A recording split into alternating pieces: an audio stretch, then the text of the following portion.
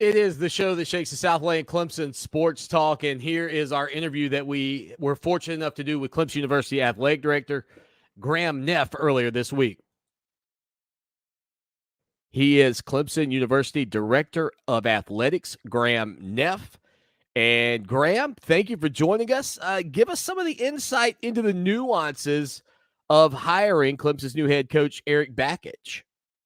Yeah, no doubt, Lawton. Awesome week for Clemson baseball and Clemson athletics and Clemson University, and so happy to dive into all the details.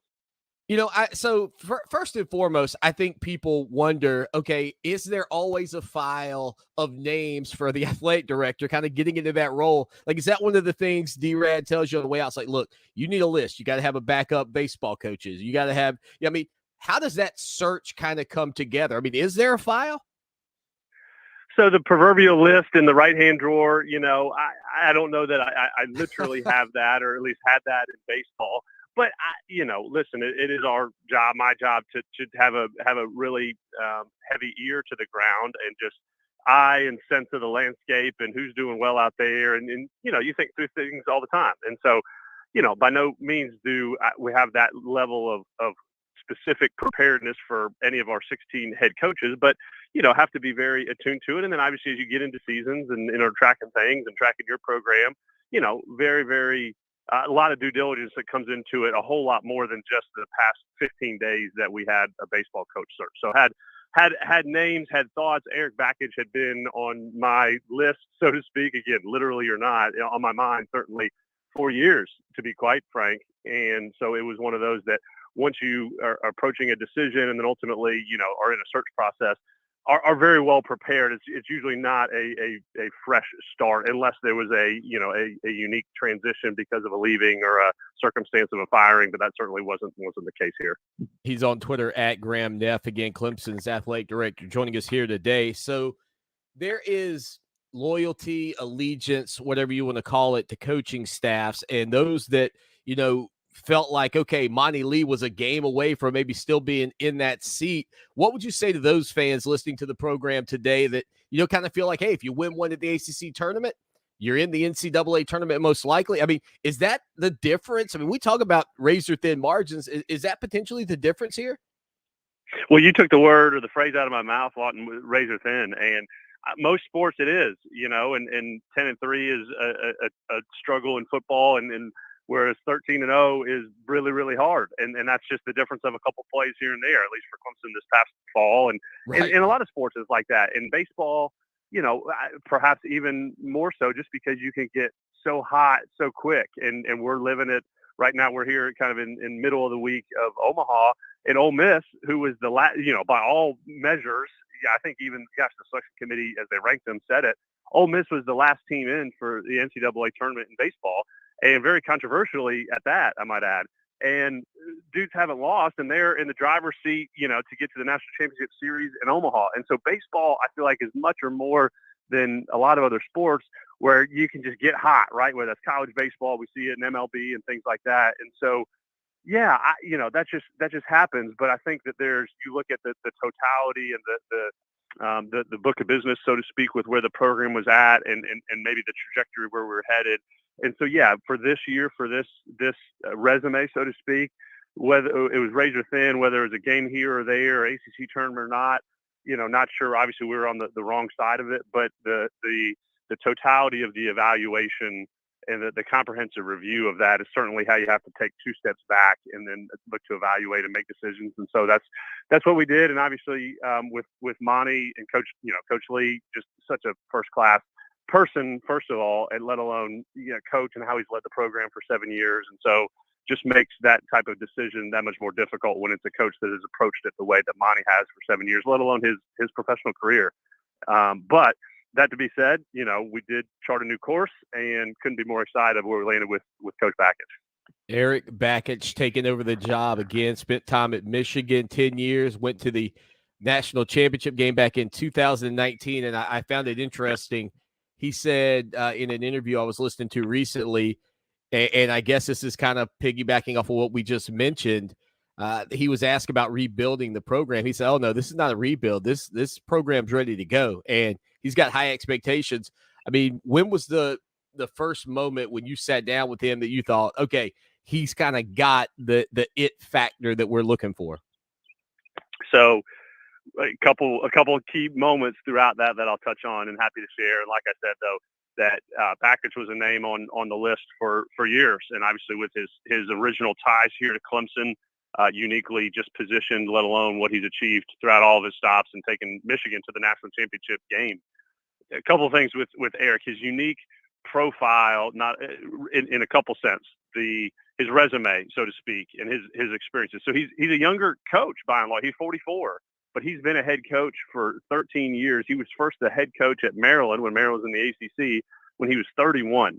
And so really unique profile in the sense that significant experience, significant kind of program building at Maryland, at Michigan, and he's been a head coach for 13 years. And he was the assistant coach for one of the best in the business, Tim Corbin, let alone got to start with Jack Leggett. And so that resume of his is really unique in the sense of what's on there. And what he's the level of experience he has, while also being, again, a younger dude, kind of rising star, whatever you want to call it. So that's a unique kind of profile. Secondly, and this is maybe more to your question, his and we'll see this as he starts to build and run the program. He's got a lot of old school tendencies in him on the fundamentals, development. He talks on, hey, we're going to start each practice day in the classroom and talk on instructional based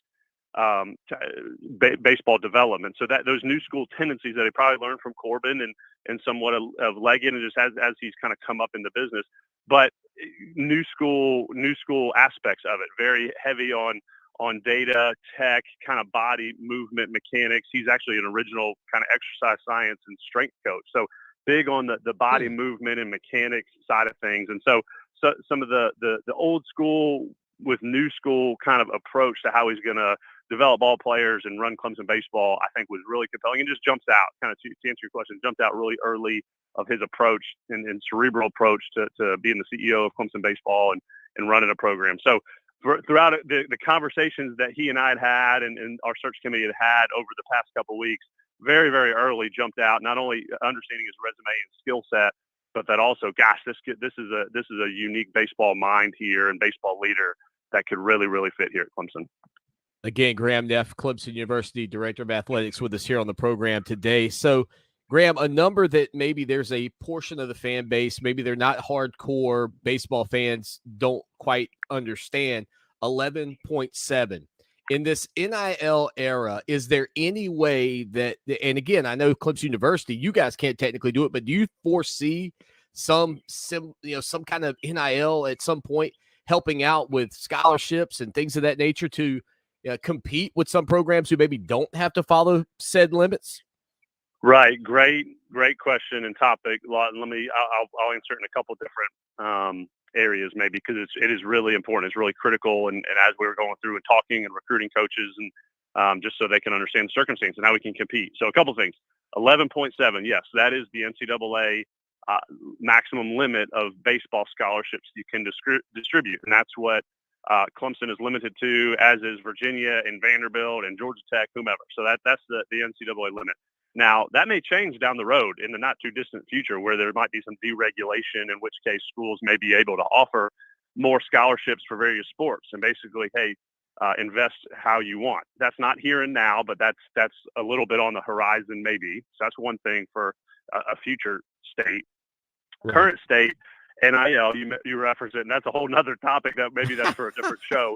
But yeah, NIL certainly it's dollars, and how the athletic departments or communities are able to provide resources or facilitate deals, things like that for student athletes. Baseball is a really important one because of limited scholarships, and so a lot of the student athletes are out of pocket, and so any NIL dollars help to offset the tuition expense that student athletes have. So NIL is another chapter and certainly part of it.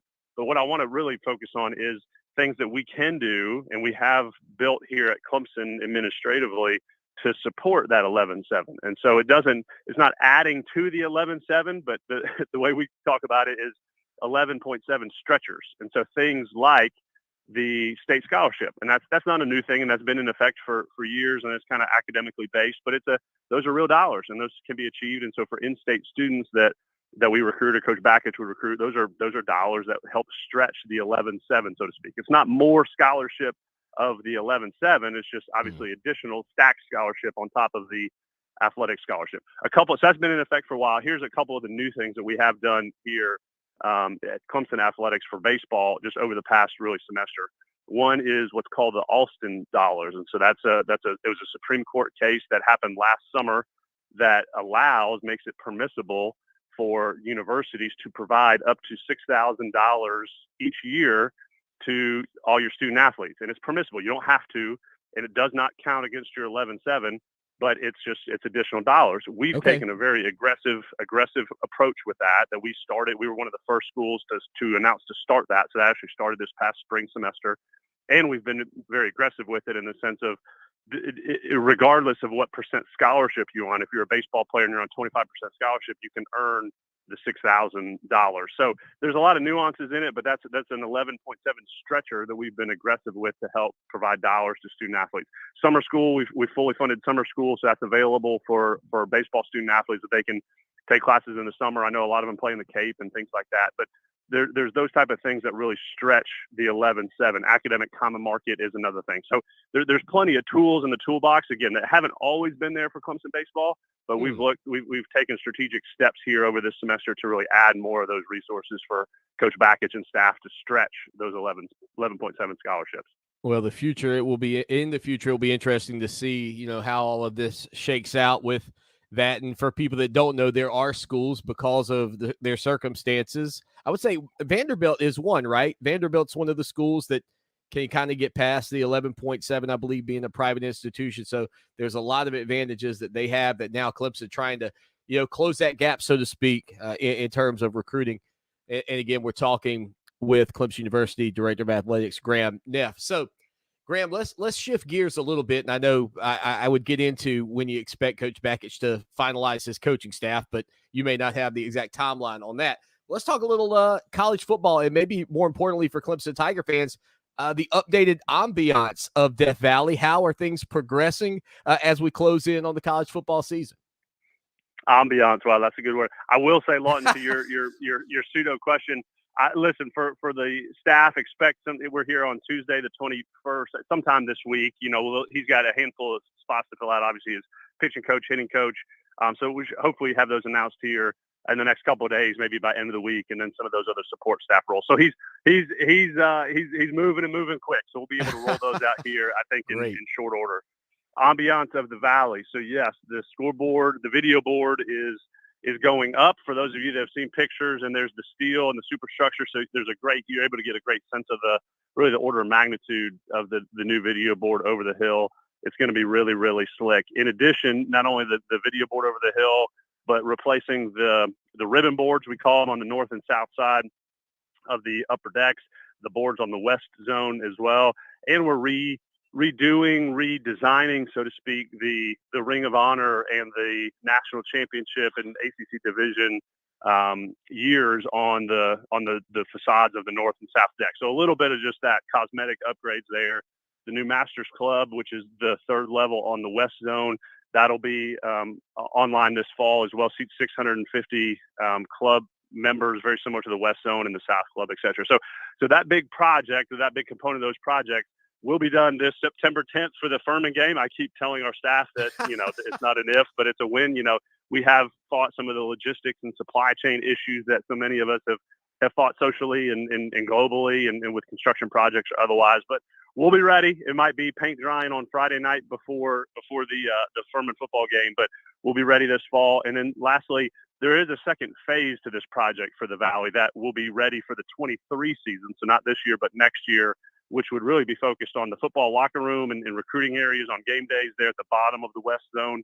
But then also, and importantly, the Tiger Walk in really Lot 5 and the tailgating scene in Lot 5, and then Tiger Walk, which is just such a special part of game days here at Clemson. And so really reorienting the Tiger Walk and having it even more fan-friendly and viewable for that experience pregame on Saturdays. I tell you what, the changes at Death Valley since I was a student and where it is today, I mean, it is unbelievable. Graham, again, we certainly appreciate your time. Thank you so much for sharing your insight, not only into the hiring of Erik Bakich, but also the developments over at Death Valley, and we look forward to having you back on it. You know what? I thought about this while you were talking about game day atmosphere and stuff. I mean, your game days are going to be quite different now, I would say, to a degree, doing a little more entertaining of, I guess, Tiger contributors, so to speak, and dotting the I and doing all that. I mean, you're going to have a different game day schedule. Yeah, I've thought about it a bit. I haven't quite gotten to it, but you're right. It'll be a little bit of a different cadence. I certainly would make my rounds and be a little bit of everywhere on Saturdays in my prior role, but it'll just hit different. There'll probably be different needs and priorities from my chair for this fall. So I couldn't be more excited about it. I feel like once we turn the chapter to the fall, that'll start to really hit home. And obviously the 7 Saturdays this fall will be incredible. So we're getting there. We're in the dog days right now, right? And obviously Clemson baseball is in a great spot. I think a lot of really, really positive energy there. So I'm excited for Coach Bakich to get settled and start making his moves. And before we know it, it'll be fall sports and soccer and volleyball and importantly, Tiger football. So can't wait, Lawton. Really, really appreciate you having me on. Follow him on Twitter at Graham Neff. Graham, man, we'll talk to you soon. Be well. Talk to you. Bye. Graham Neff right here on the show that shakes the Southland, Clemson Sports Talk. Hope you enjoyed that interview. If you did, there's more right here. Take a look one way or the other and pick one of those videos to check out. We'll talk to you soon. Again, follow the show on Twitter at Clemson Sports and head over to our website. Put the .com on it, doggone it, ClemsonSportsTalk.com. Get 1 month of coverage, 3 months of coverage of your Tigers for $1. And then after that, you can get a year for $63.17. That's right, Gamecocks. I said it, $63.17.